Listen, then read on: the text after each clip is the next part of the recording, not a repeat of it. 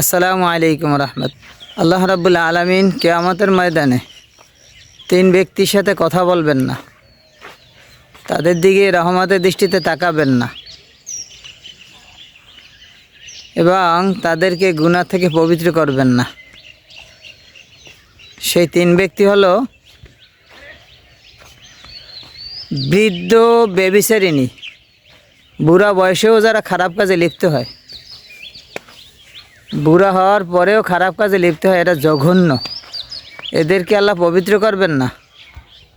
হযরত আবু হুরায়রা রাদিয়াল্লাহু তাআলা আনহু থেকে বর্ণিত, রাসূল সাল্লাল্লাহু আলাইহি ওয়াসাল্লাম বলেছেন, তিন ব্যক্তির সাথে আল্লাহ তাআলা কিয়ামতের দিন রহমতের দৃষ্টিতে তাকাবেন না, তাদেরকে পুত পবিত্র করবেন না, গুনাহ থেকে তাদেরকে পবিত্র করবেন না। তিন ব্যক্তি হলো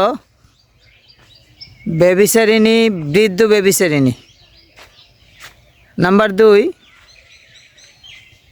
যারা মিথ্যুক রাষ্ট্রপতি, রাষ্ট্রপ্রধান, যারা মিথ্যা কথা বলে বেশি। আর এক ব্যক্তি হলো ফকির, ভিক্ষুক, সে দাম্ভিকতা দেখায়, অহংকারী করে। সে নিজেই ফকির কিন্তু অহংকারী করে।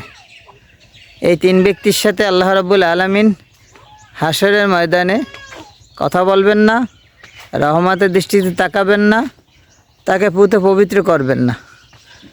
তাই আমরা এই তিন ব্যক্তির থেকে আল্লাহ রাব্বুল আলামিন আমাদেরকে হেফাজত করুক, এই দোয়া করি।